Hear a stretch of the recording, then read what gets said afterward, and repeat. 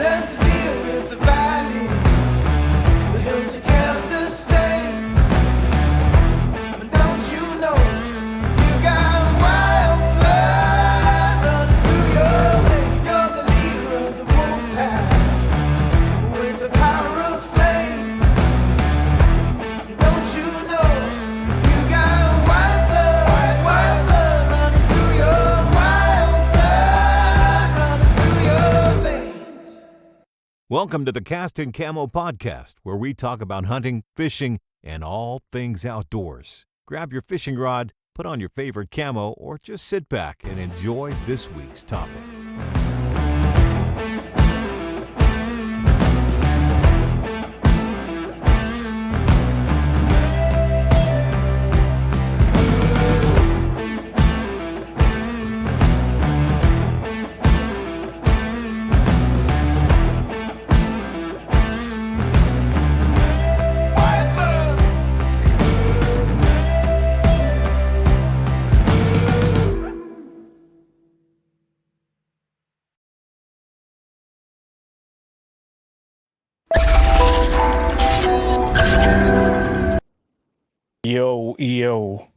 Yo.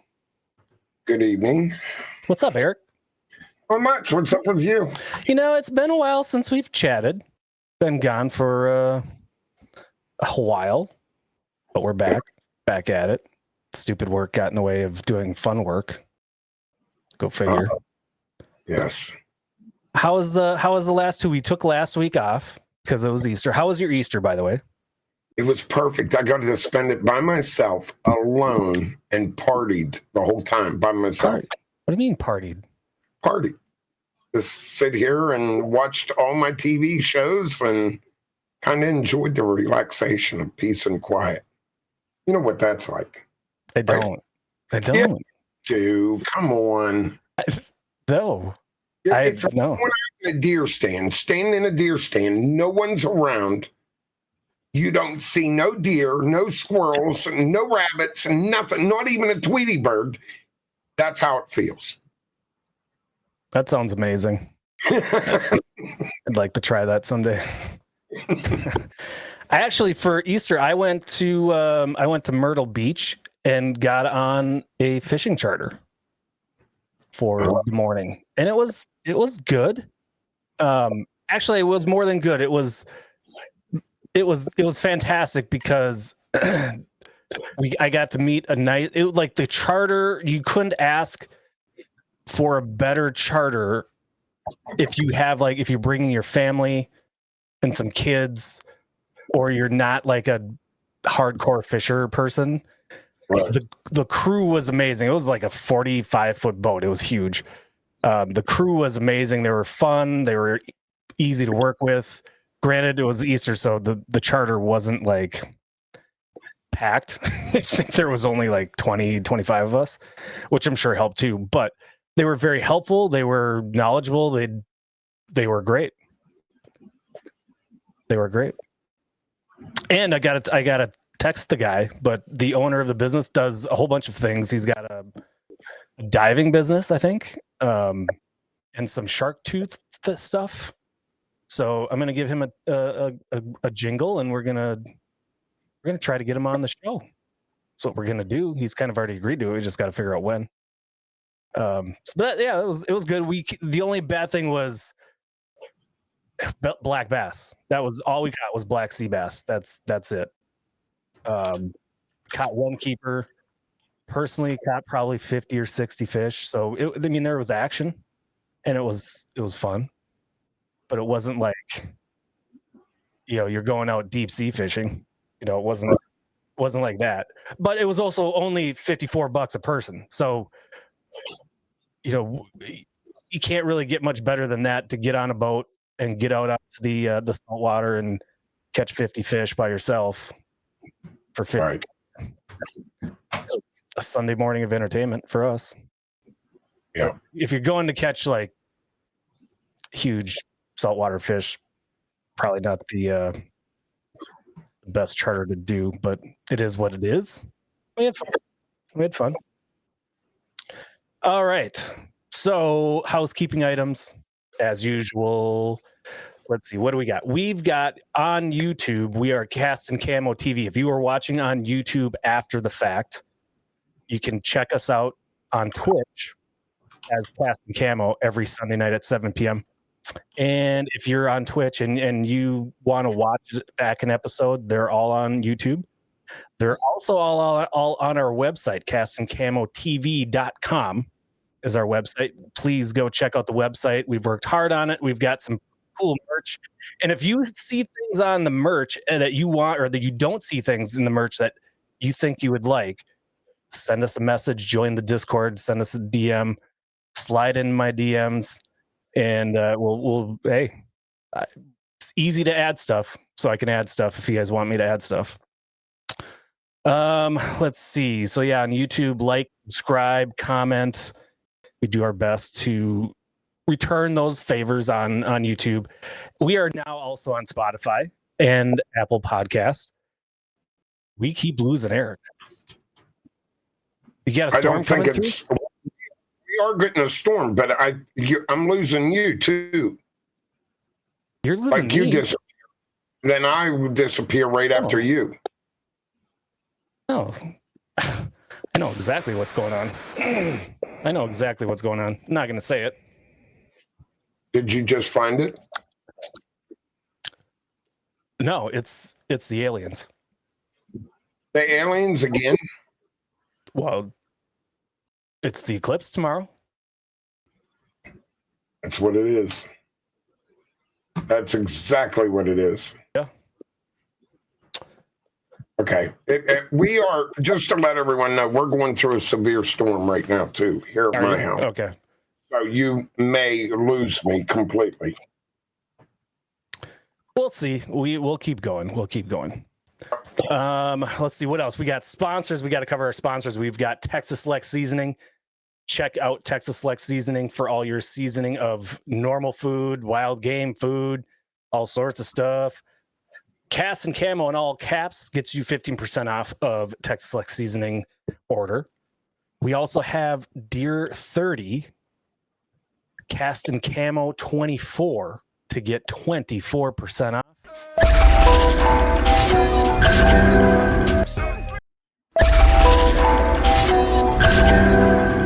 I'm just pushing buttons and we're going all over the place tonight. My buttons on. I feel like I'm feeling like you because I'm feeling old and I need buttons that are like the size of. Are you Canada. talking? You talking? Okay. Well, both. You know, it's like one of those. I need that phone that has those big giant buttons on it, so I can. It's just like I'm just mashing my Stream Deck, just mashing it. We were talking about Deer 30, Cast and Camo 24 to get 24% off. Trying to hit this button, and it's not even working. I'm paying the price for not updating my OBS today. I should have listened. And everybody that's in Twitch that is subscribing, resubscribing, gifting subs, thank you all so much. And if you guys, if you want to get in on the conversation while we're doing the podcast, come and join us on Twitch, Cast and Camo on Twitch every Sunday night, 7 p.m. Central, and you can join in the fun in the chat. And then last but not least, we're both representing the Sea Arc boats with our hats. We got Sea Arc boats. Oh, and I've been talking to Alex a little bit off and on because I was sporting my Sea Arc sweatshirt while I was on my trip because I was down in Sea Arc territory, man. And he was kind of jealous. He's like, "Hey, I don't know how you got one of those hoodies because I didn't get one of those hoodies." And I said, "Well, you can thank the person that sent them to us by accident." Because I think it was an accident, but thank you. I enjoyed the accident. It was great. Right. Last week was Easter, so we didn't have a show. The week before that, we had Mike Cook, the Flint Napper. Very interesting dude. Interesting topic. His stuff is absolutely amazing. Go on our website and go into the little drop down, and you can get to Mike's website, artofishi.com, I believe is what it is, and check out his stuff, which is freaking awesome. He does an amazing job. So that's good. Next week, okay. So here's the one thing that's exciting is we're kind of booked out for like 2 months, which is good, but it stresses me out a little bit because the longer we wait to get to that person, the more likely they are to forget. We're not totally forgettable yet. Maybe when we make it big, if we make it big, then don't have to worry so much about people backing out or forgetting. So I'll be touching base, but Rick Spicer is going to be next week's guest. He is another super interesting dude. The reason we're going to be talking to him, he's a survival instructor with a plethora of other things. So I'm sure we're going to find plenty to talk about with Rick. I'm excited for that one. And he's a badass tatted up dude. All right. Now comes everybody's favorite part of the show. We got to do our fan mail.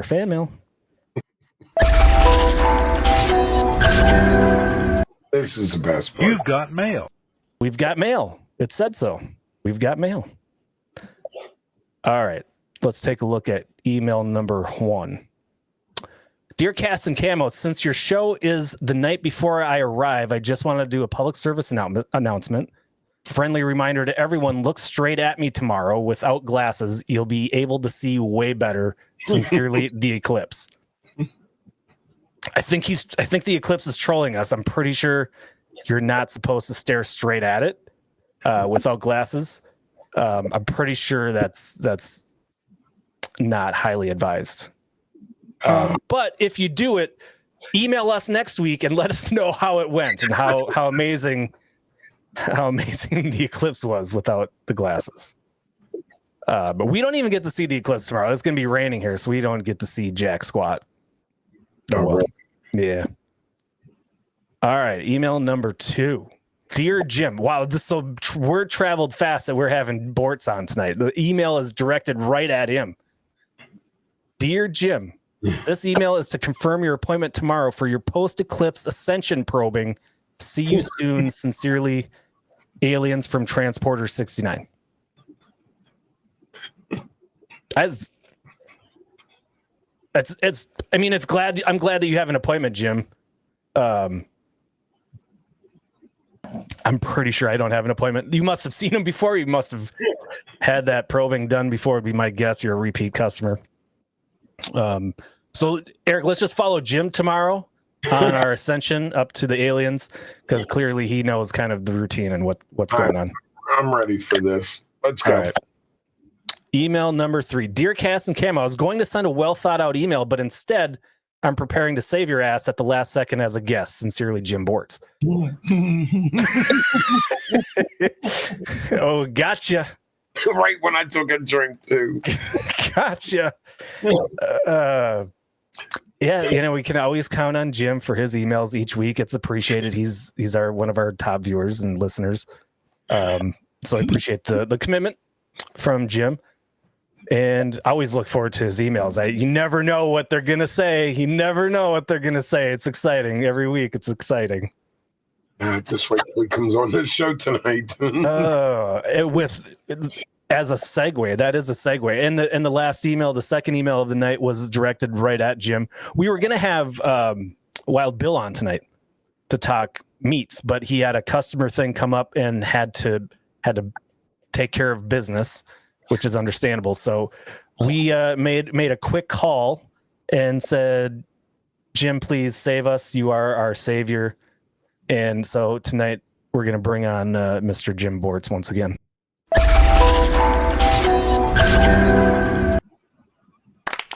There he is. Yep. Hey, everybody. What's up, Jim? Listen to that applause, everybody. Listen to that applause. Oh, there it is again. Standing ovation, I think. That's crazy. What's up, Jim? Not a thing. I just got off the phone with Wild Bill. I called him and asked him why he turned you guys down and put me on the spot. And he said he had to wash his hair. Oh, yeah. It wouldn't surprise me. I mean, he had plenty of time to kind of think it over and was like, I think I've got better things to do with my night than to talk to these boneheads again. But I'm glad that you're here because I loved having you on the first time. You are a crowd favorite. That's all I'm going to say. You're a crowd favorite. Yeah, so much so that the only time I hear from you guys is when you have dead air and can't get somebody to come on. That is absolutely not true, mister. You know that. I know you're a busy man, so I keep my texting to a minimum because I don't want to bother the one and only Jim Bortz. I'd hate to do that. And last time you were on, we talked about painting and all things art, which was amazing. And people still literally talk about that episode and talk about you. As a matter of fact, Kelly Cakes was doing a stream, I think yesterday or Friday, and she was talking about Cast and Camo. The first episode she brought up was you. So people loved it, man. And yeah, and he's got a 10 out of 10 beard. I've been striving to get to the Bortz beard, and I'm not quite there. Well, maybe someday. Well, I had to grow it out a little bit so it hides my turkey waddle down here. That's the trick. That's the trick. That's the key. Okay. I like it. So Jim's back by popular demand, and we're glad to have him, especially at last second. And one of the topic, I think the topic we want to cover tonight is backpacking, hunting, and going backpacking in the mountains for some wild animals. And it's something that you are experienced in and enjoy. And I believe you're planning for an upcoming trip to do such a thing. Is that accurate? Sure. Yep. We've got a bear hunt coming up next month. The bear hunt. Okay. So actually, before we get into the bear hunt, people are going to kill me if I don't get an update on your art. Since we last talked, what have you worked on? I've seen some of the things. Erica sent me some of the paintings, and as always, they look freaking amazing. But what have we started working on, finished working on since we last talked, or what's in the pipe? So the bighorns were on the easel the last time. And Yep. So since then, I have finished a small mountain lion piece. This elk piece that's right behind me here. What else? Oh, that a big wolf piece with he's standing in the snow with reflection in some water down below him. And it's all stuff going to. I've got a show coming up in Whitefish at Dick Idle Signature Gallery in July. So all those pieces are going to be my inventory for that show. When in July are you doing that show? Do you know the dates? It opens July 11th, which is a Thursday. Damn. So, I was hoping it was going to be while I was out there. I will be there. So I will be on hand. So if you want to come in and torment me or have me torment you, that's the place to be. Let's clear this up right off the bat, though, because I think there are some people that probably think you truly hate me. Jim and I haven't known each other very, very long, but it's almost like we've known each other for years, and we have a pretty good vibe. I call him Jimmy every once in a while, Daddy Bortz every so often. We've got a good vibe. I think Jim and I both like a little banter back and forth, and we both give and take, and there's nothing but love. But I'm sure there's been some people like, he rips on him so much. What a dick. And it's really out of just for funsies. Well, yeah, I do notice that you like to do it when it's one-sided. When I can't respond. Yeah. You can you're in chat. You can respond all you want, brother. Oh yeah.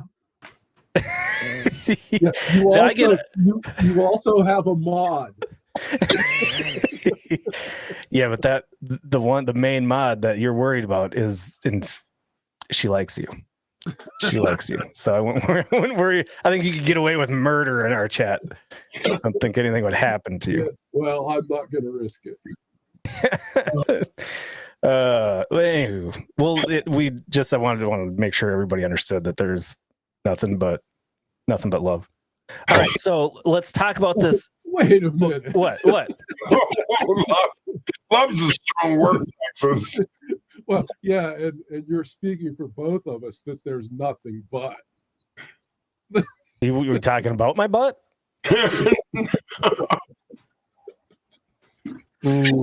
right. Well, Hey. We'll see what it looks like when you're wrestling that walrus in your sumo outfit. It's gonna look amazing. You know it. You're just jealous. All jealous. Okay, so and before we get into the hunt, this piece of what I would call art behind you, talk about that antler, because I know it's gonna dig into Eric's back just a little bit, but I'd love to hear the story about that antler. It's not much of a story. I've been looking for a good moose shed for years. They're nearly impossible to find in the Rocky Mountain West unless you already know where the moose winter, which I don't happen to be privy to that. Shiras moose sheds are super difficult to find. This happens to be an Alaskan, and one of my gallery owners actually had it, and he traded me. I had a small painting in his gallery that he wanted, and he was willing to trade me the shed for the painting. Nice. I was all over that. That was perfect. I bet. The only thing that would make it better if it had a matching pair, but you really don't need the matching pair. Well, just the only one thing is that would have amazing. made it better is if I could have found it myself. Well, But, true. yeah. I'll take it any way I can get it. Do you want True. to bring up a little bit? I'd like to kind of point out Jim just got a pro staff position. Oh yeah, we got to talk about that too. Yeah. That's a hell of a moose shed. Yeah, it is. That's really nice. Yeah, it is. Yeah. So anyway, he got a pro staff position. I'll let him talk about it a little bit. But Jim, I don't know if you're allowed to talk about what you're going to be testing for them here soon. And if you are, I'd like you to lead from that pro staff position to that. Well, since I got on the Sitka Gear Pro staff, I also got on Stone Glacier's pro staff. Both companies based in Bozeman, both make insanely good outdoor gear focused on the hunting market. So both of those are big deals for me. What Eric is talking about, Sitka has come out with, I think it's their Equinox line, and it is bug and tick repellent clothing made specifically for spring outdoor pursuits. Oh, nice. Turkey hunting, bear hunting, shed hunting, things like that, where the biggest concern out here that time of year is ticks. And it's crazy the amount of ticks that are in the mountains out here in the spring. So this clothing is supposed to mitigate your risk of tick bites. Well, I asked Jim today. I said, Jim, do you got to spray something on it? And no, it's in the clothing permanently. You don't. So this is going to be interesting when he tests this out for them, how that's going to work. Yeah, so I won't really know about the longevity of how it works for a few years. I'll wear it this spring, but I don't get out a ton in the spring. I'm still trying to get work done. On this bear hunt, I'll spend 3 or 4 days in the mountains, and hopefully it'll keep the ticks off of me while I'm out there. But as far as how it will do when it's washed and all of that, I won't know that for a few years. Is there anything on their clothing line that talks about that it's guaranteed for 1 year, 5 years? Does it say anything about that? You know what? I'm not sure. I did a little research on it before I bought it, and it just sounded like what I needed for bear season and for shed hunting. So I went ahead and picked it up, knowing that I would be able to do some testing on it this season. And I believe this is the first year they've had it out. They didn't ask you to like go roll around in a bunch of ticks, though, right? I mean, you're just gonna act normal. You're not seeking ticks out to say like, "Hey, let's see what happens." No, I'm not a big enough deal with their pro staff for them to ask me to do anything.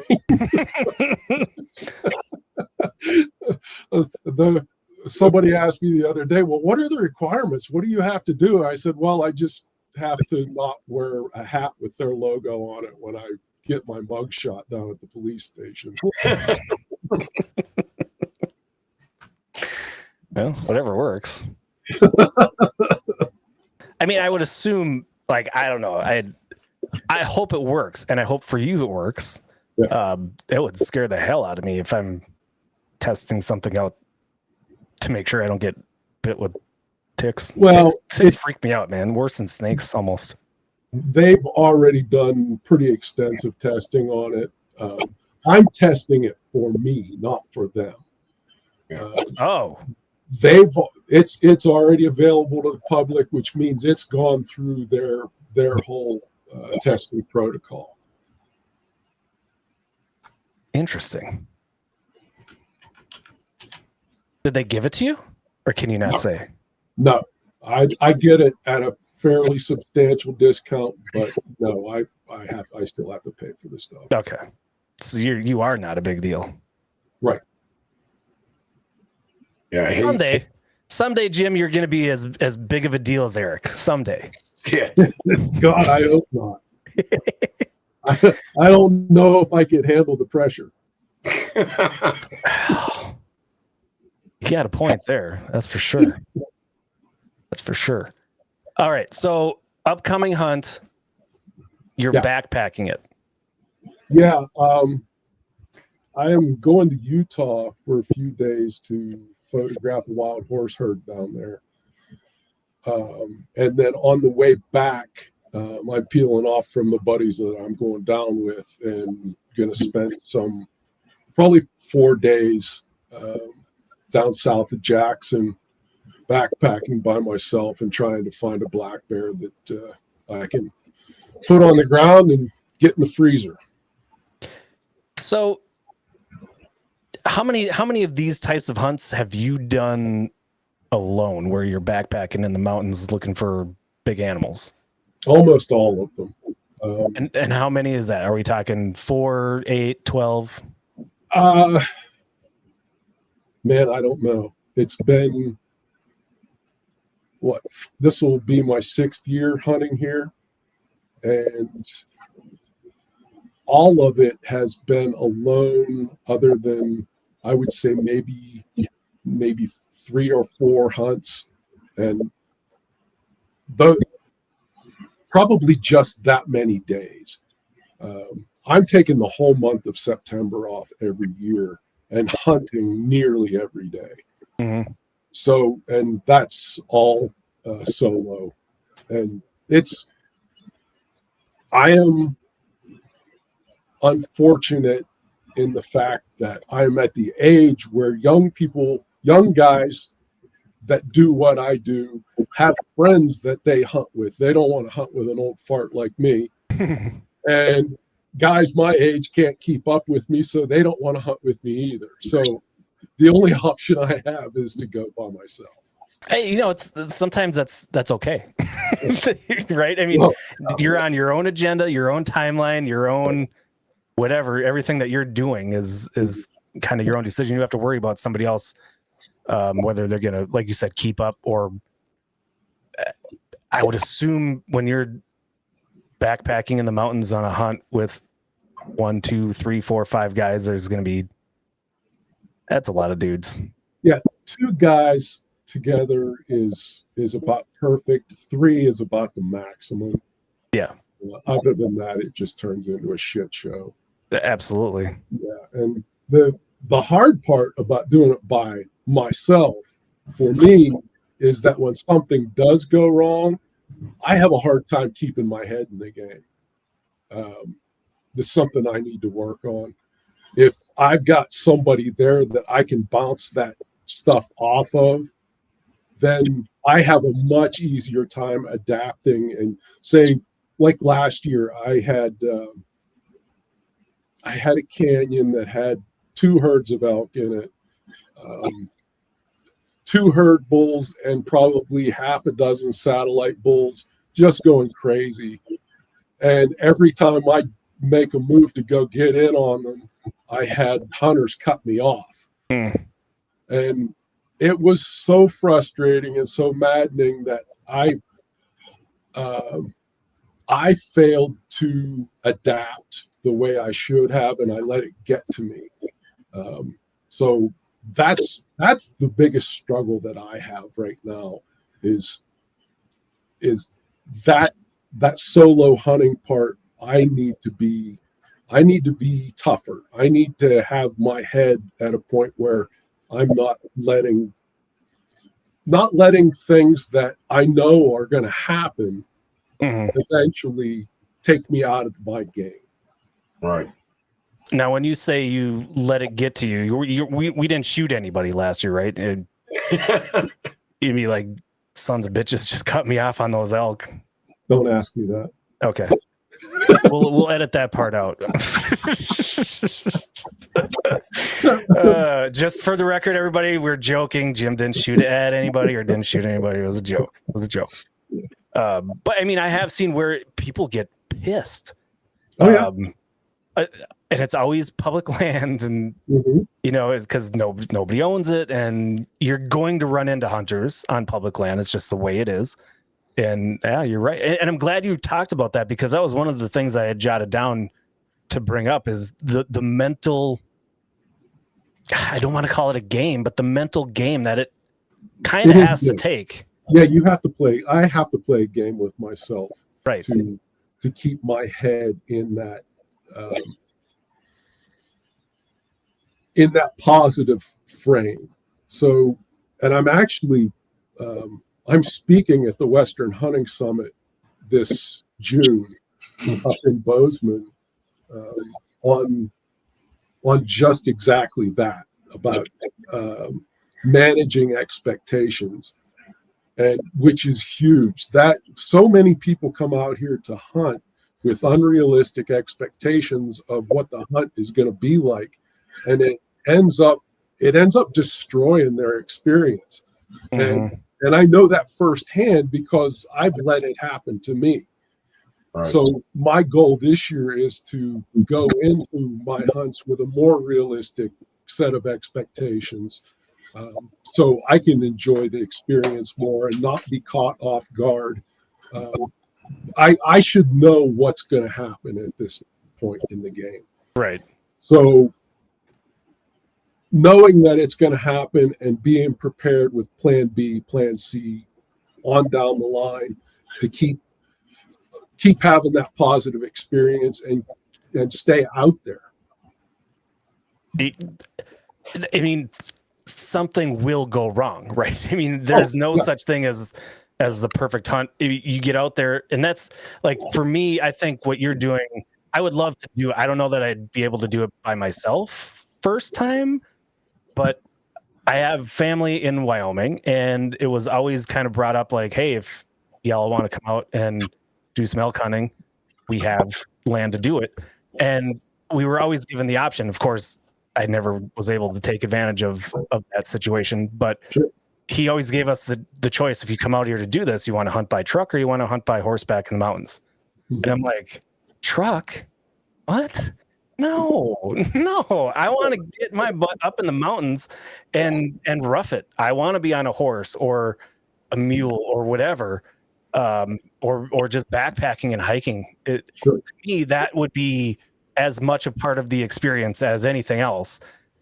Whether you get an animal or not, to me, that is the experience. So I'd have to imagine you have to go into, as you're entering, and not just as you're entering, but as you're preparing for that trip, you're mentally preparing more than just packing gear. Absolutely. My physical training is at least 50% on the mental side of things, making me do things that I don't want to do. and pushing beyond what I think are my physical limits, which most of our physical limits are set by our mindset. And if you can figure out how to work through some of that, it's amazing what you're able to get your body to do if you could push through some of that. Right. I'm still working on it. It's of course, yeah. And I probably had the worst thing happen to me on my first 2 elk hunts that I could have ever had happen. I killed elk on both of them, and it wasn't hard. And I came home from that second hunt thinking, okay, killing them isn't the hard part. The hard part's getting them off the mountain. Well, yeah, I'm eating my shoe now because I have not put one on the ground in 3 years. Yeah. And Joker says he's still thinking about getting up out of his chair to get a drink, so he can relate that the mental struggle is real. I get it. True. When you moved from where we live, Jim, out to there, it was a huge. You had to adapt to that. I remember you talking to me on the phone saying, I wasn't expecting this. My legs are hurting me, my back, and it's not like we were at home, Oh, I remember that the first day of that first elk hunt, hiking back to camp, thinking, you know what, this probably isn't for me. It's kicking the hell out of me. And I've always considered myself an athlete, thought that I was in pretty good physical condition. And these mountains just are so unforgiving. They will expose every physical and mental weakness that you have. And I found that out. The very next day I killed an elk. So was like, okay, forgot about that. And it was amazing too. The first time I heard an elk bugle that I called to, I made a cow call, and this bull answered me, and I forgot about my legs not wanting to move. The guy I was with, me and him ran up the side of that mountain like our hair was on fire, and we got within 100 yards of him, and he came into about 40. Got our wind and took off. And so we got back together. It was like, that is the coolest thing that's ever happened to me, is calling that bull. And we're standing there talking, and there's another bull standing right below us at 20 yards looking at us that we never saw until it turned around and ran. Like, it's just bananas kind of stuff. But that's part of those unrealistic expectations. That was a perfect storm. We were in the middle of them, and it was so accidental the way it happened. And now I'm finding out exactly how hard it is. Elk hunting in the Rocky Mountain West has become the cash cow of the sporting goods industry. So they promote it with reckless abandon, and all the bow companies, all the rifle, firearms, ammunition, clothing companies, supplement companies, they've all built a marketing strategy on elk hunting. And if you look at the views that some of these elk hunts are getting on YouTube, it's understandable to see why people have unrealistic expectations, because these guys are they're nearly professional hunters, and most of them don't talk about whether they're hunting private or public. Right. A lot of it's private, and the elk don't act the same on private as they do on the public. Right. Believe me. And so guys come out here thinking that there's a 350-inch bull standing behind every other tree. And the truth of the matter is, most guys will go their whole life hunting out here and never see a 350-inch bull. Right. I'd take a cow and be happy. I'm not. Well, and to be realistic about it, that should be the mindset of anybody that has hunted elk for probably less than 8 or 10 years. Any elk is a trophy. It's just what you want to get out of the hunt. Yeah. Getting it within range of an old cow that's been through 7 or 8 hunting seasons, that's as difficult, if not more difficult, than trying to put a spot stock on a big old bull. Mm-hmm. Oh, yeah, absolutely.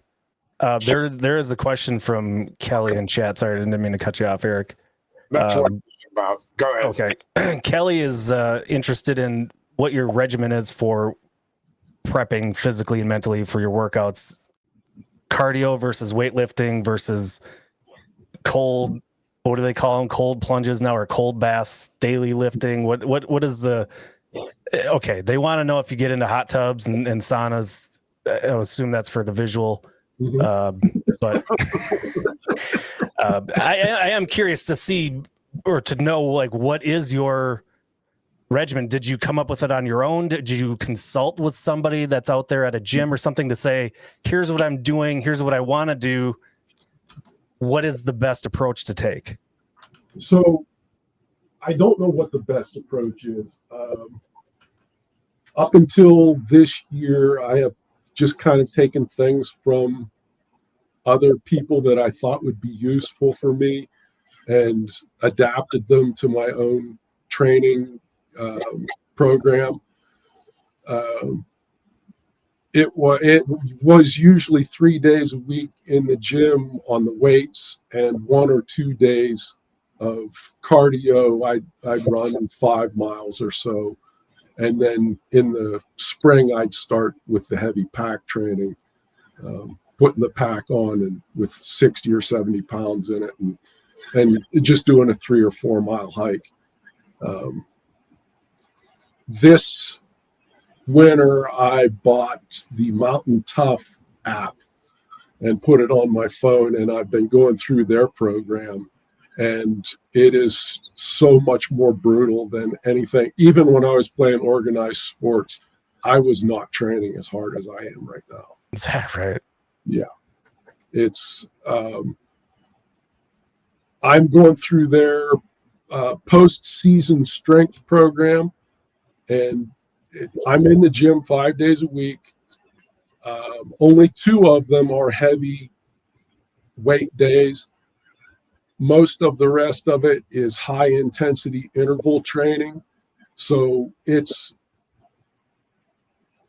getting my heart rate and my oxygen, my lungs are what I struggle with. Man, right. I just can't get enough air. And I go to the gym at 6 o'clock in the morning with a t-shirt and a heavy hooded sweatshirt on. And I'll be there for an hour, and I sweat through both of them. Doesn't that feel good, though? It feels so good. It does. It really does. You feel like, I feel like I've done something when I finish one of those workouts, but like they are not designed for a 60-year-old dude.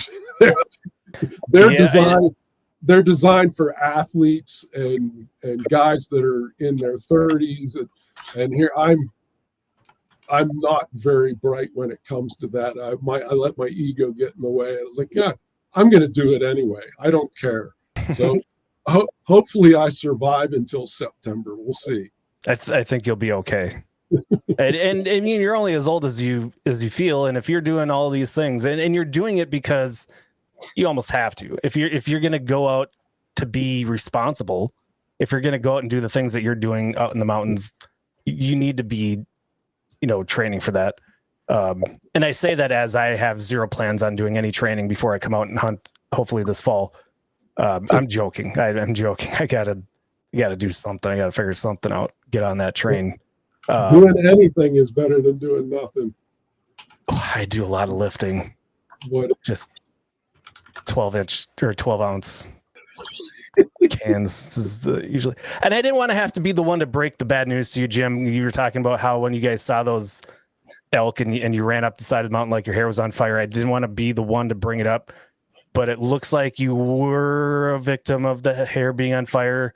But it looks good. It wasn't the hair on my head.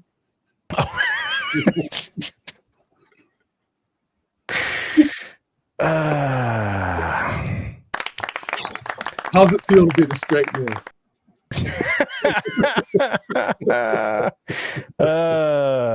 Wow. I wasn't expecting that.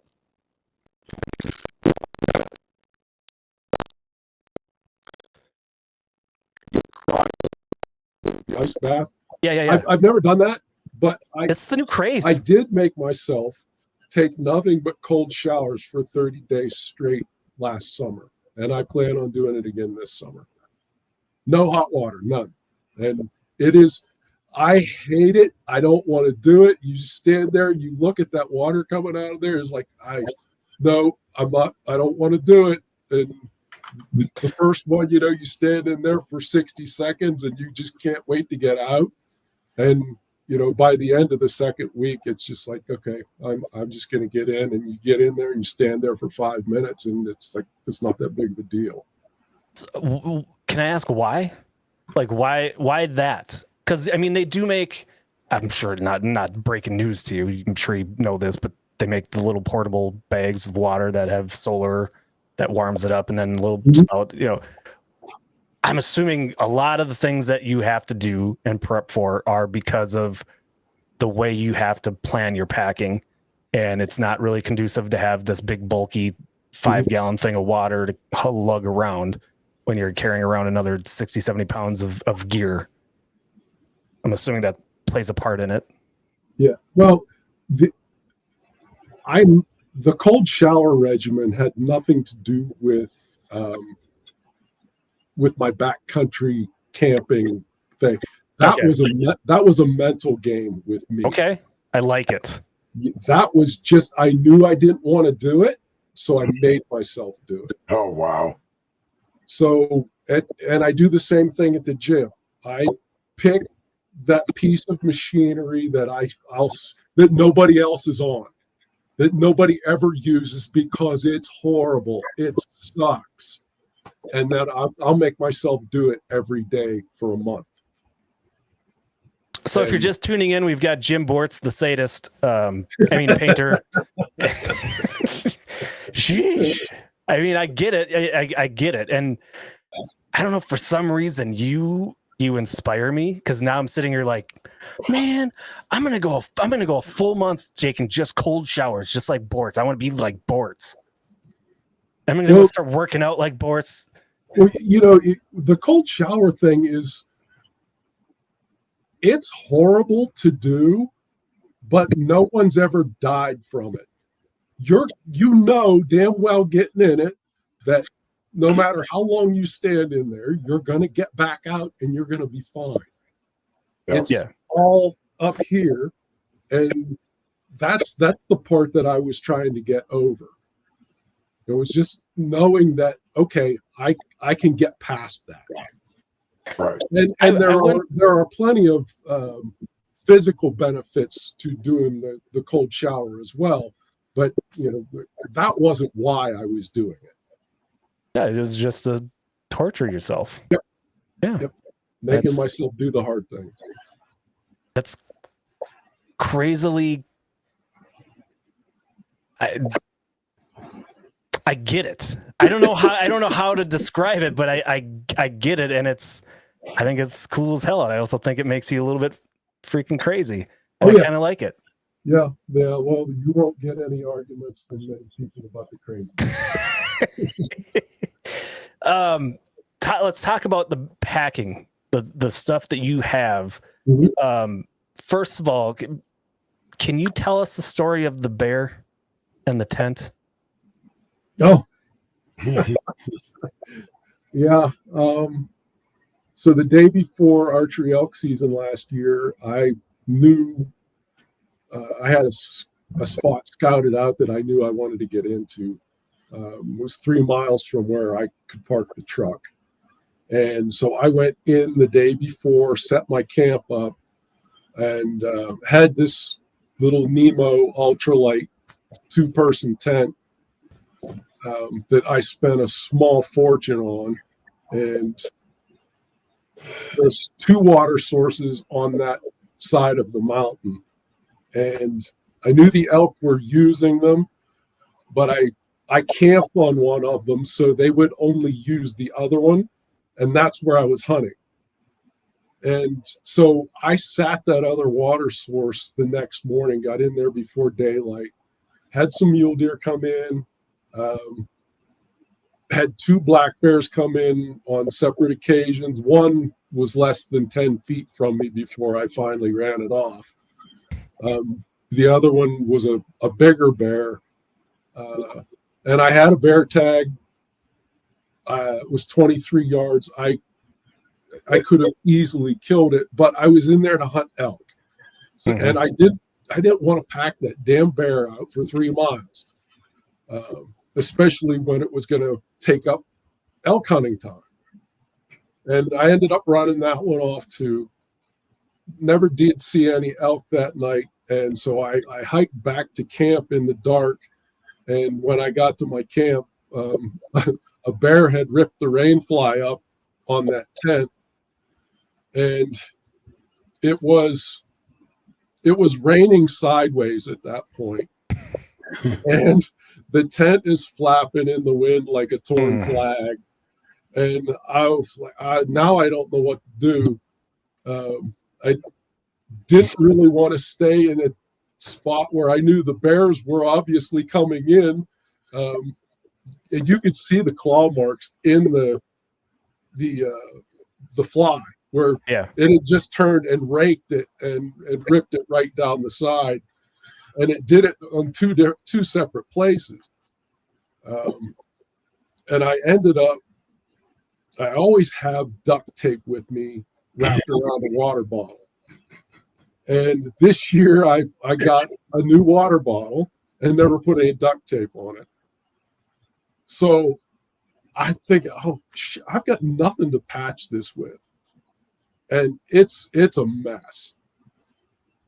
And the only thing I had was Leuco tape. Do you know what Leuco tape is? No. It's small padded tape for blisters on your feet. Oh yeah, okay. And I always have probably 18 inches of that wrapped around the pen that I carry to fill my tag out with. And so I tore little tiny pieces of Leuco tape off and spot patched that rain fly and got it to hold together to where it wasn't flapping in the wind, and managed to get in that tent and get a night of sleep that night. I was so exhausted. And the only other option that I had was going to be to sleep out in the rain or hike out in the dark back to the truck 3 miles, which that wouldn't have been horrible either. But I was happy that I was able to at least fix the tent with what I had on me, which I didn't think I had anything on me until I sat there and thought about it for a while. Right. So do you learn from that and say, I'm bringing a roll of duct tape? I'm going to start packing a roll of duct tape. No, I would never bring that much. It's too damn heavy. Yeah. See, that's what I'm so glad you said that, because people are going to say, what the hell do you mean it's so damn heavy? It's a roll of duct tape. But when you're talking, you're trying to pack all of this stuff, you're literally looking at ounces. Yes. And making sure that you're not over. Yeah, my pack, not including food and water, I've got down to 35 pounds. It's probably about 32 right now. That's tent, ground pad, sleeping bag, everything I need to hunt, game bags, kill kit, and then however many days that I'm going to be in there. Those food bags all weigh about 2 pounds per day. I'm hitting about 3,000 calories a day when I'm in the mountains. And then depending on whether there's a water source in there or not, sometimes you got to pack all your water in too. which that's brutal. You just really I go out of my way to find a good water source near where I want to camp, just so you don't have to carry all that weight. So do you treat your water there, Jim? Absolutely. Yeah, you have to. There's with elk and deer, and then you've got most of the stuff I hunt is range grazing. So there's either sheep or cattle in there too. Oh, wow. Yeah. So you have to treat everything. And you do not want to get Giardia 5 miles back in the backcountry, because you're going to be hitting the SOS button on your little satellite communicator and having somebody come in and help you get out. Yeah. And that's expensive. Yeah. Yeah, I'd charge you too. Yeah. That little satellite communicator is essential. They're expensive, but man, when you're way back in the mountains and probably 50 miles from any cell coverage, it's the only way to communicate with anybody. So I check in with people back here in Cody to let them know where I'm at every day. And when I do that, it goes to their cell phone, and they can click on the link in that message, and a map will come up, and it shows my exact location on that map. Yeah, and I was going to ask about that as far as precautions, because I kind of knew already the answer, because I know Eric said he's on the list of people that you reach out to and have. So when you're out there for a long time, you're sending these messages so people know that you're okay and that they don't have to come looking for you. Yeah, I'm usually checking in at least every other day. Are they having something new coming out this year, Jim? Do you know of a cell phone thing that's supposed to be able to do this now? They've been talking about it for a few years. I'm not aware of that technology being available, but it might be. Right. Yeah, someone told me, and I can't even remember who told me the other day. Someone said to me the other day that there's a new technology out for that, where it's not, you can use actually your cell phone as a satellite thing now. Yeah, it'll be, I'm sure that will be available probably, if I had to guess, it would probably be less than 3 years that you'll just be able to put an app on your phone and pay for a subscription service to the satellite link, and you'll be able to communicate straight through your phone. Hasn't been the case so far. You have to have a separate device. Right. Yeah, I know how satellite works. Yeah. The one that I have links Bluetooth through my phone, so I can type the message on my phone, and then it sends through that device to the satellite system. Oh, that's nice. That's nice. Now, Ozzy's saying it's going to be happening with the Android 15 update. Whether that's true or not, I'm not sure. Mm-hmm. Ozzy's usually so full of shit, his eyes are brown, but he might be telling the truth now. I don't know enough about it to say it's accurate or not. There are a couple other questions, and I know some of these answers already, but I'm going to let you answer them. Jim, do you take food like rations? What type of food bags do you use? Mm-hmm. Yeah, I get a freeze-dried meal. I have every food bag for each day has one freeze-dried meal in it. And I get those from Peak Refuel, and they're running like from 700 to 1,100 calories. I like those ones that are up around 1,100. I lose so much weight when I'm in the mountains, even eating 3,000 calories. Yeah. And what else do I have protein bars that I make myself that I vacuum seal. I'll take a big chunk of cheese each day that I'll vacuum seal. What else? Nuts. I take so many almonds or mixed nuts in a bag, jerky, honey stinger waffles, which are a good energy boost and have quite a few calories in them. One of the most important things that people tend to overlook are electrolytes. And I take a couple, 2 or 3 electrolyte packets in each food bag and make sure that I take those every day, along with a magnesium supplement to keep my legs from cramping. I'd be the one that shows up with my 24-pack of Mountain Dew. Be like, all right, let's go. Let's get it. If can't bring that. Hell, I can. You need to rent a 4-wheeler down. That's why you rent a mule. Throw everything on that mule. So okay, so that does bring up a question. Why not do something like a mule or a horse? Mm-hmm. Is it because you want the challenge of being on foot, or what is it for you? It's partly that. There's a lot of complications that come along with taking stock into the backcountry. Riding a horse or a mule in the mountains, as often as not, ends up being a wreck. And I know a handful of guys here in Cody that have broken limbs, broken their back. If I'm going to fall off the side of a mountain, I don't want to do it because a horse got spooked. I want to do it because I was stupid. Yeah. You know, I mean, that could still technically count. Because if you may have done something stupid to make the horse kick you off, but no, yeah. I get what you're saying totally. I'm pretty good with horses, so I'm not worried about that.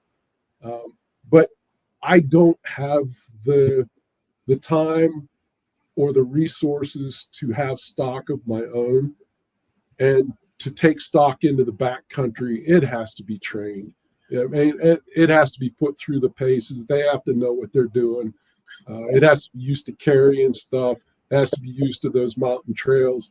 And there's a lot of guys that go into the backcountry, and they don't get on that horse until a week before the season comes in, and then they expect the horse to do all the work. And the horse is like, "What the hell's going on? I don't remember this. So, I didn't sign up for this." Yeah, so that ends up being a problem. There's the fad right now are llamas. So guys will rent a handful of llamas from. There's a couple of pretty reputable ranches around that do rent llamas, and you have them. The llamas will carry all your gear in.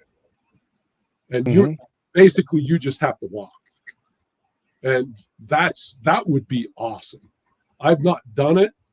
I've seen it done. The places where you can camp with a llama you have so many more options than you do with a horse or a mule, because they require so little water, and they'll eat anything. They're capable of eating just like goats are. And they're actually, from what I understand, closely related to camels. So they require almost no water. Right. So it's interesting. There's a lot of guys. There's a fair amount of guys doing it now. So what's your most important thing? If you had one thing you had to have in that backpack, what would it be? Oh boy. I would have to say my water purification, because that's the one thing you just can't live without, is the water. Okay. You can live quite a while without the food. I can figure out how to survive out there by building a shelter or any of that other stuff. I can figure out. The water is the important part. That's the thing you just can't do without. Right. Yep. And when you say water purification system or whatever, are you talking? What exactly is that? Or is it some sort of thing with a heat source or a flint or something to start a fire? Is that included in that? You can absolutely do it with heat. I use a filtration system. I think Sawyer is one of the ones I use, and then there's a Catadine that I use as well. And then the SteriPen has gained a lot of popularity. I have not bought one yet.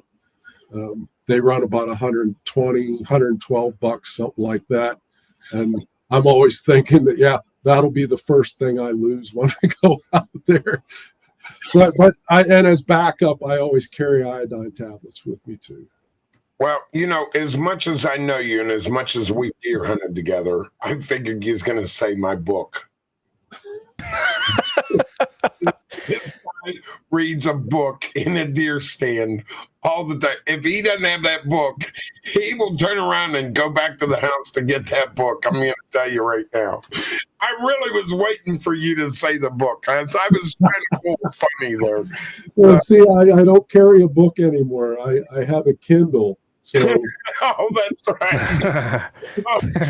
at the beginning of the season, I'll put 10 books on that Kindle and I'm good. It weighs way less than a book. Yeah.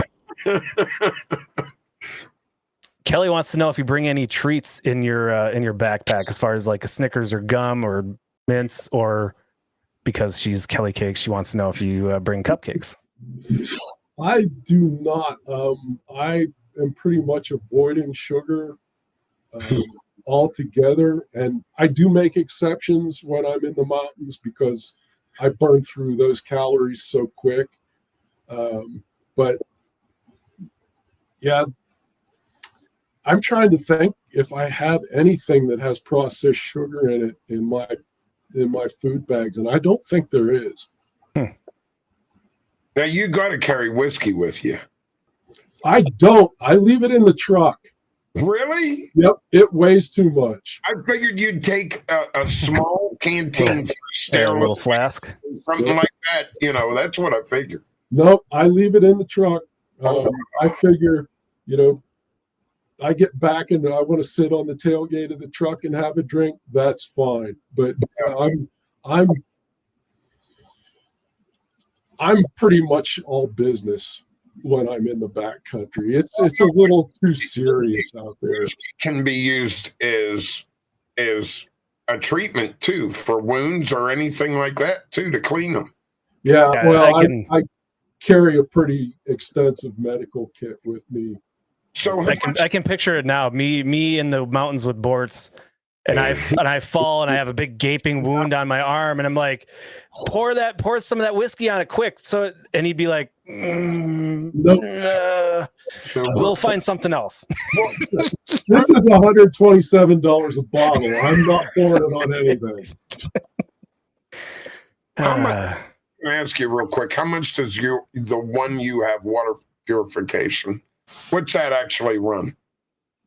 The Sawyer, they're like $20. Yeah. Okay. As a matter of fact, they're cheap enough that I buy a new one every year. Yeah. Because they will clog. You can back flush them and get 2 or 3 years out of them. But just to be on the safe side, I just buy a new one every year. Right. I might take the one that I used last year and put it in my fishing pack. So when I'm out on the rivers here, I always have access to water. Yeah. What is the longest amount of days that you think you would be comfortable with doing a hunt all by yourself in the mountains? Without coming out. I don't think I'd have any trouble doing 10. That I think where everybody struggles is like on that third day, that second or third day. If you're not in the animals, you end up experiencing, especially if you're not used to the elevation, you start experiencing a bit of depression. And I think it has a lot to do with your body adjusting to the elevation. Mm-hmm. And if you can power through that and get to the next day, the days that follow on after that they're not hard. Until he says I'd be starving. I'd be starving. Look at this body. You think I've missed a meal? You've got to carry 10 days worth of food with you too. That's true. But when you say food, let's be honest, they're MREs. They're not. It's not a steak. It's not a steak and garlic mashed potatoes that I'm sitting down. You're such a pussy. I'm just saying that would be my concern. Like my mental thing going into it would be, I would be the most concerned about being hungry all the time. That is, I can understand that, but it won't be the case. It's more often than not, guys have trouble eating enough when they're out there. That bag of food, I make sure I finish everything in it every day, and it's hard. It's a grind getting through all of it, but I have to do it to keep my energy and my weight up. Those freeze-dried meals are so much better than they were 10 or 15 years ago. Okay. Yeah. See, that would be my concern. There's a lot of things, and everybody always makes fun of me for my 7-year-old appetite, but there's just a lot of things I struggle eating because of texture or this or that. I mean, I can't have a freaking piece of lettuce in my taco without freaking out. Right, but I'll eat a salad all day long. I personally don't understand it. And just last week, sitting down at a restaurant, here, try some grits. And I'm like, look at those. You eat that, or these boiled peanuts? I can get with you on the grits. I'm not a fan of grits. Yeah. So that's where my fear would come in. Is like I would have to try like a whole bunch of different MREs to see to make sure that I'm not going to just be like, I can't eat this. But at the same time, if you're out there and you're kind of in survival mode, you're going to eat what's there. Yeah. And it's really not going to matter if you need that food and you're hungry, you're going to eat it. Yeah. And it's funny because my favorite one from Peaks, I would not eat sausage biscuits and gravy ever. I don't, never. But when I'm in the back country, that's my favorite. It's my absolute favorite. And that's the one with 1,100 calories. And I save it as a treat. I'll eat it once every couple of days, I would say twice a week. I would eat it. Just treat myself to it. It's so treat myself to it, he says. Yep. Treat myself to that sausage, biscuits, and gravy because it tastes the best to me back there, which is important because if it doesn't taste decent, you're not going to eat it. Right. And it's 2 servings. There's a lot in those bags, and you have to choke that shit down whether you want to or not. Because if you don't, then you have to, not only are you not getting the calories that you needed, you have to figure out how to get rid of it too. You have to, if you're going to camp there, you have to take that 300 yards downwind of your camp and bury it somewhere because a bear's going to come in and find it. Mm-hmm. So it's just easier to eat it, Yeah. Oh, yeah. I mean, I would assume. I've never done it, but I would much rather eat it than have to deal with being eaten because of it. If you don't eat it, you got to figure out what to do with it. And then the whole bear situation, having to hang all your food, your toothpaste, cough drops, anything that smells edible at all has to go in a bag and has to be up in a tree somewhere, so the bear can't get to it. Yeah, that's crazy. Have you seen a Sasquatch? raccoons, chipmunks, mice, all of them. They'll just chew through anything to get to that stuff. I don't think you heard my question, which is okay. Have you What had would you say? Have you had a Sasquatch experience? Have you seen one in the mountains? Only when I look in the mirror in the morning. Oh, okay. All right. I was curious. I mean, they're out there, allegedly. And being out there, you know, they're allegedly they're like bears. They're gonna like those sweets and that food, and they're gonna come for it. Allegedly. Yeah, well, on the Sasquatch note, back in my younger days when I used to go to clubs and try and thought that maybe I was attractive to women, I was dancing with a woman at one point and she started laughing at me. And I asked her why she was laughing, and her response was, "I danced like a Sasquatch caught in an electric fence." And it was so funny, I couldn't even be mad at her. But yeah, I didn't dance much after that. I can't dance either. I'd probably look just like a cross between a Sasquatch and Elaine from Seinfeld. Definitely would not work out very well. I gotta look at my list to see if there's anything else. Oh, since the bear took your tent or ripped your tent, have you replaced the tent? I have. Did you get the same one or a different one? No, it was a Nemo tent, and all that really needed replaced was the rain fly. The tent was 2 years old, and I got a hold of them, and they informed me that they no longer made that model of tent. They sent me a roll of repair tape and wished me luck. Oh. And so that tent is now a backup, and I bought a Stone Glacier tent. The company that one of the companies that I'm now on their pro staff, and so this will be. I should be getting that out and spending a couple of nights in it before I go into the mountains bear hunting. But the chances of that happening are pretty slim at this point. So it's probably going to be a test run on that as well on this bear hunt. Yeah.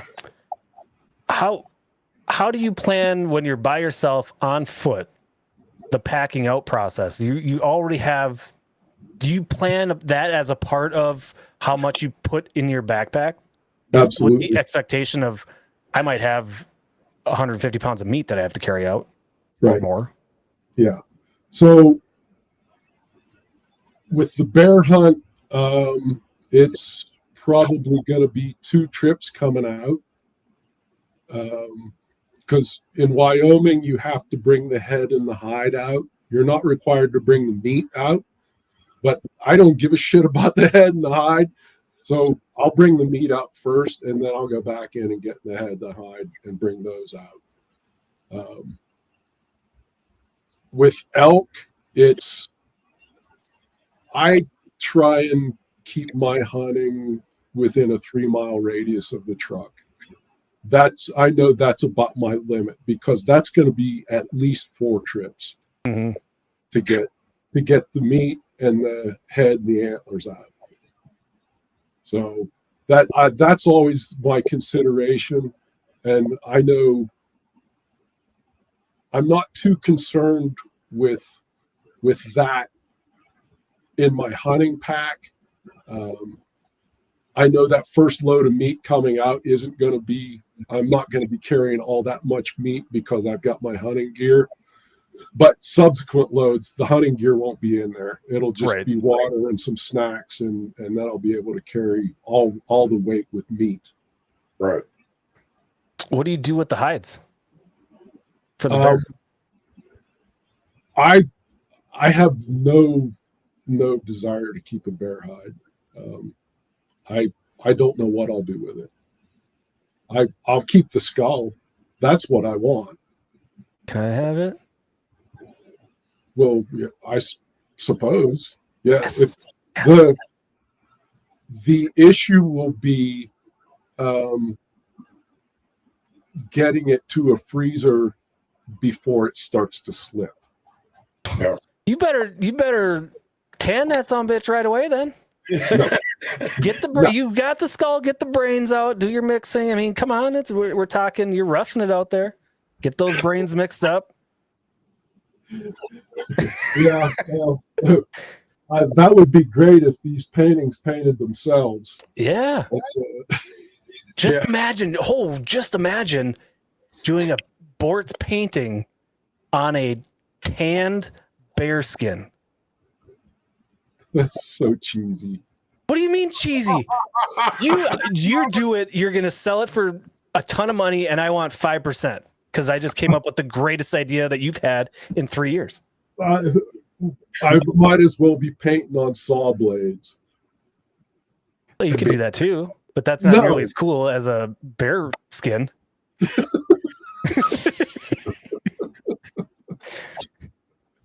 Would it even work? Would oil paint even?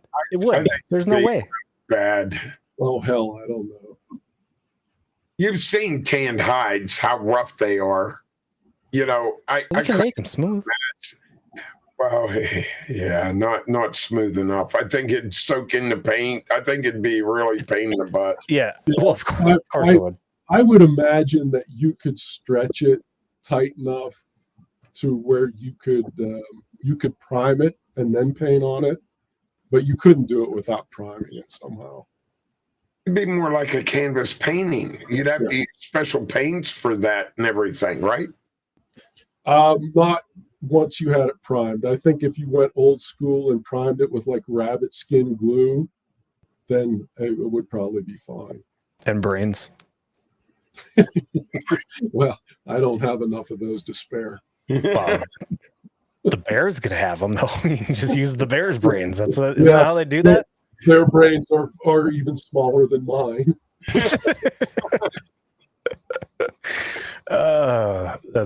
Well, I mean, I'm always trying to come up with good ideas for you, and you never seem to like my ideas, but I'm going to keep trying. I'm going to keep on trying. Yeah, I do watch a lot of Mountain Man. That is true. It's a great show. It's a great show. Here thinking that is such a Minnesota idea. I love the old school tanning like using the brains. It's so primitive, and I think it's so freaking cool. Well, sure, it absolutely is. Just like flint napping and all those sorts of things. If you've got nothing else to do, man, knock yourself out. Yeah. But I've got things I'd rather be doing. But yeah, you got painting. So in your backpack, do you make room for your photography stuff? Occasionally, but not usually when I'm hunting. Why? I would think that would be a prime. Well, no, you know what? I take it back because I have a feeling I would catch myself in a bad predicament of I want to shoot that animal, but look how awesome of a photo this would take. And then you take the photo and then you never get the animal, right? Yeah, that's not why I don't do it. The camera gear is just too heavy. For sure. That's why I was curious if you bring it with. No. When I do, I have an all-in-one Nikon point and shoot that is not super heavy and has an adequate telephoto on it. And that was the only camera that I used up until a couple of years ago.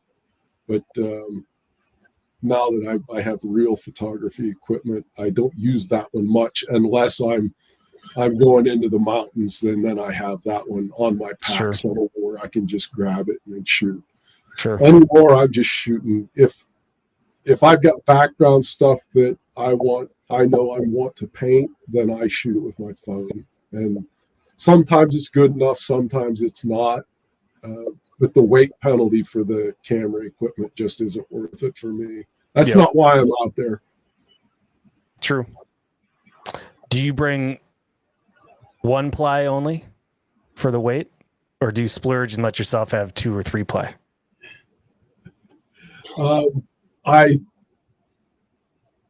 You know what? It's probably 2 ply. I don't pay that much attention to it. I usually take like 3 wet wipes with me in a Ziploc. Just 3, Just 3, and I'll not use 3 half. packs, just No, 3. 3, and I'll use half.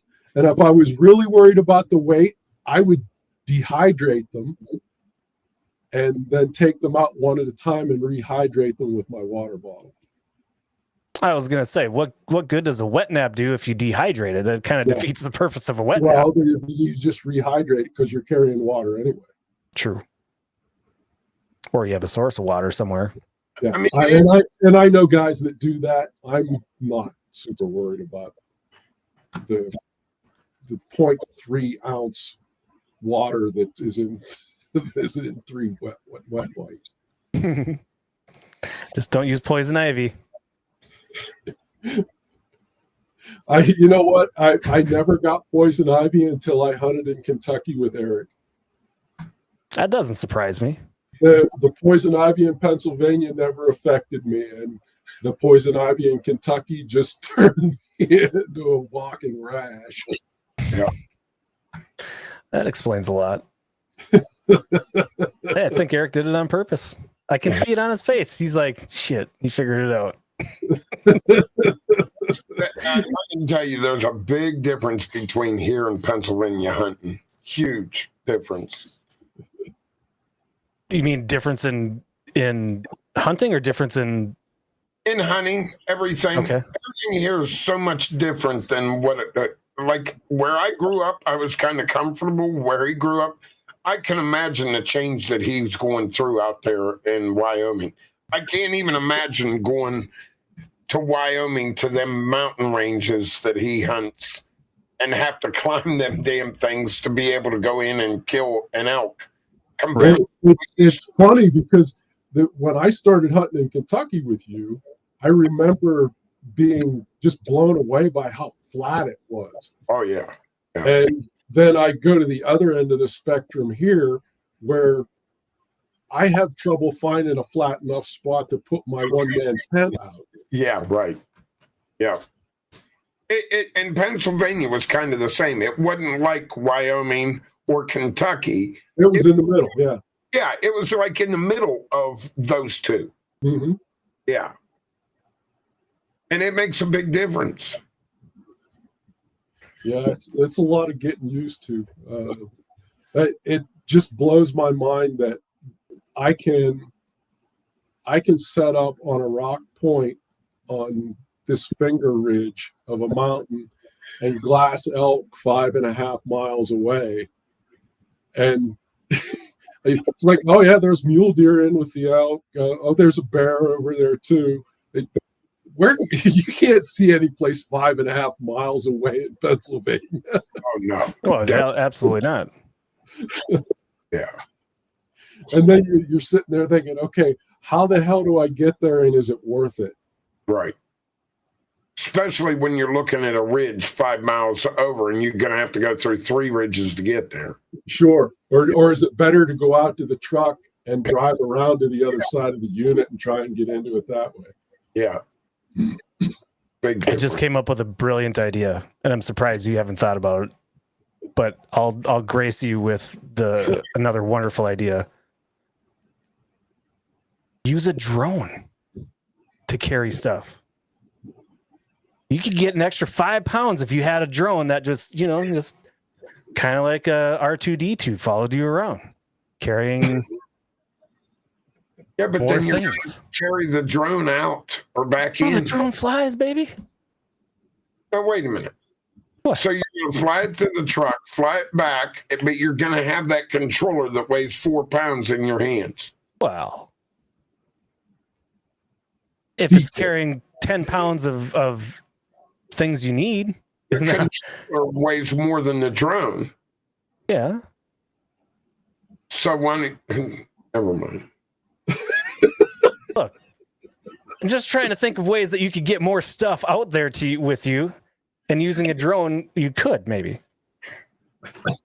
I get it that's extra, like the remote is weight. I understand, but if you're getting 10 pounds of gear, trading that 4 pounds for the remote, couldn't that possibly be worth it? No, I don't. What if you built something that like goes around your torso that mounts the remote in front of you, so you don't even have to hold it?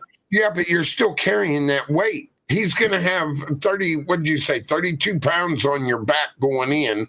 Plus that next 4. Why don't you just take that off and put it in your damn backpack? You're still carrying it, Todd.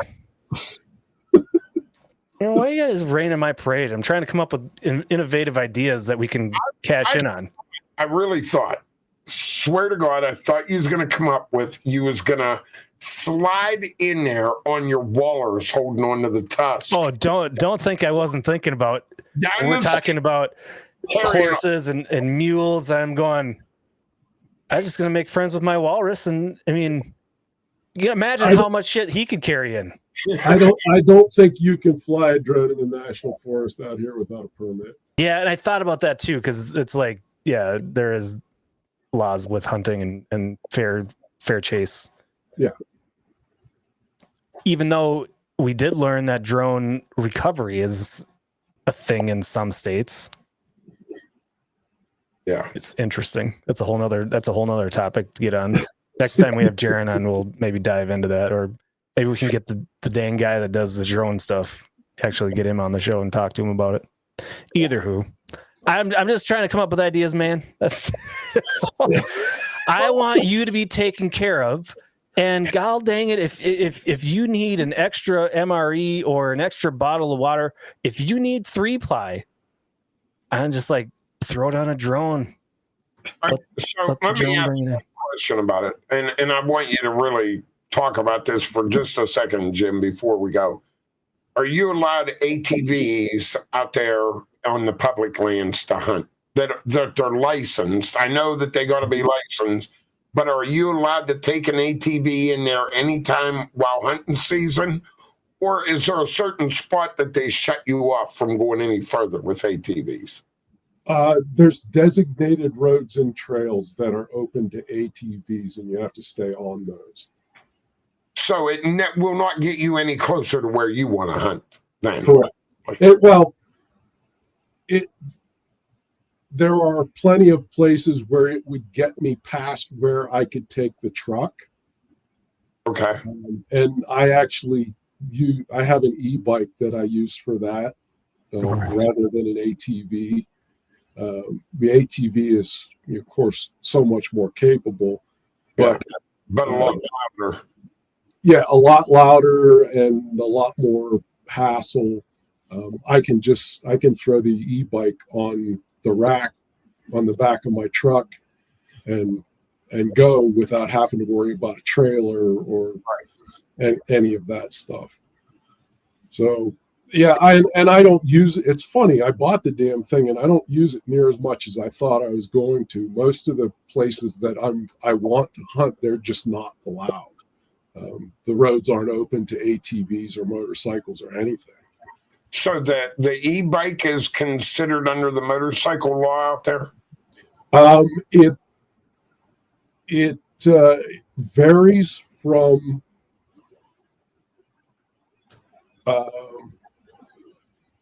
region to region and from public organization.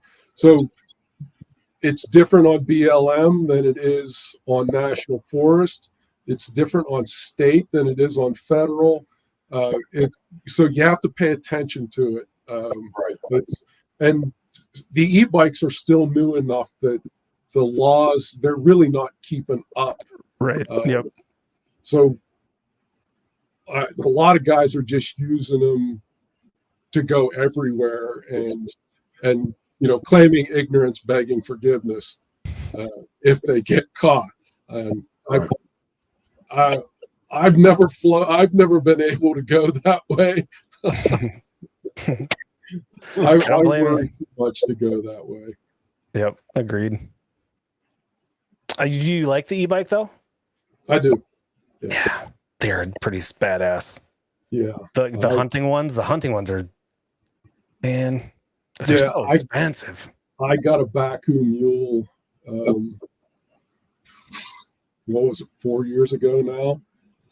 And I got it through a dealer friend of mine, and he gave it to me at cost, and it was still ridiculously expensive. Yep.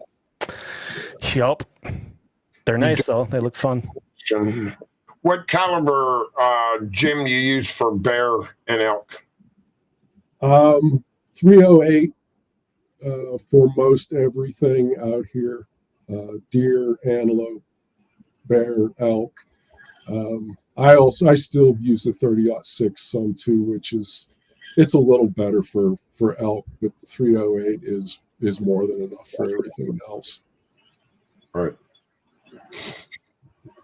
Need more guns. Yeah. Well, most of the time I'm hunting with a bow, so. True. All right. Any other questions, Eric? You have anything else to bring up? I think I covered everything I wanted to, but especially about the upcoming hunt, which I'm excited for you, Jim. I hope you're successful. I hope you're safe, and I hope you come back and stuff. It's going to be an exciting year. I've applied in New Mexico for elk. I bought an elk point in Colorado this year. I've applied in Montana for elk and mule deer. Elk and deer, both whitetail and mule deer. Okay. I'll be applying for moose here in Wyoming here this week, and then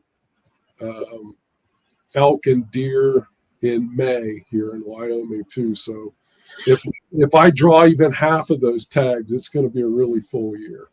Yeah.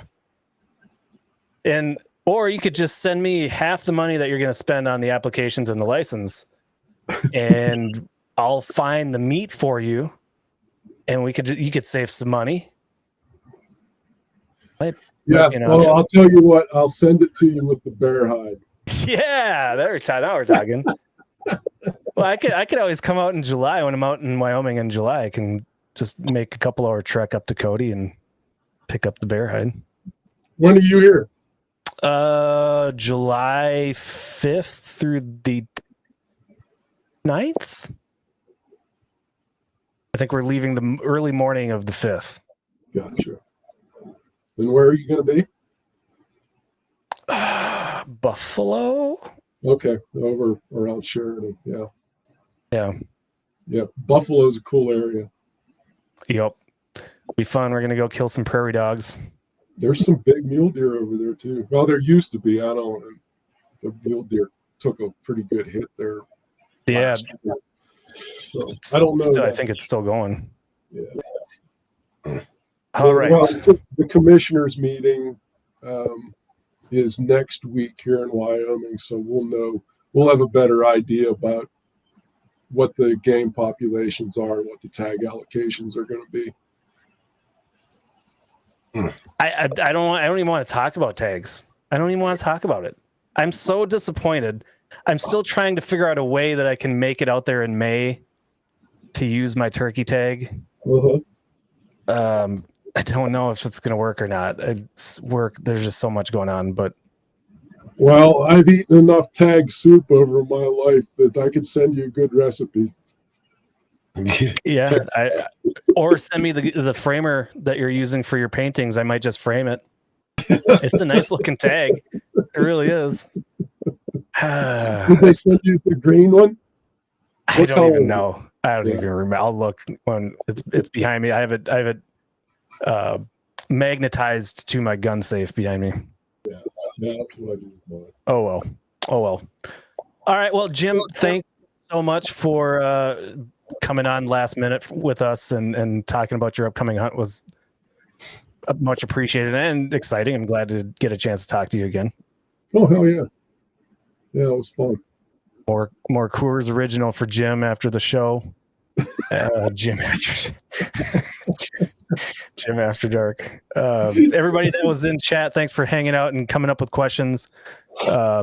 Check us out on YouTube, Cast and Camo TV on YouTube. Check out our website, ! website. And if you, and check out Jim's websites too, jimbortzart.com. Sarah's dropping those links in there for Jim's website and our website. All merch is on the website. All previous episodes are on our website. Well, not all of them. I think the last 12. Thank you for our sponsors, or thank you to our sponsors. Sea Arc Boats, amazing company, amazing boats. A lot of people love them. Eric loves them, and we love Sea Arc. They treat us well. Yes. Texas Select Seasonings, Cast and Camo in all caps to get 15% off that order. Sarah's dropping the links. Thank you, Sarah. And Deer 30, check them out. 24% off Cast and Camo 24 discount code. And next week we've got Rick. This is a great segue to next week, talking about kind of prepping for a hunt on backpacking on foot in the mountains. Kind of leads right into talking to a professional survival instructor. I'm curious to know if you're watching and listening, Jim, if you pick up on things from Rick, or maybe new things, or I'm sure I'll learn something. Yeah, it'll be interesting to kind of get your perspective after the fact. Yeah. Eric, It's been a night. been a night. Yeah. We've said it all. We've said too much in some cases. And thank you for everybody for hanging out, and we will see you and talk to you next week. All right, everyone. Have a good night. Thanks, guys. We'll see you.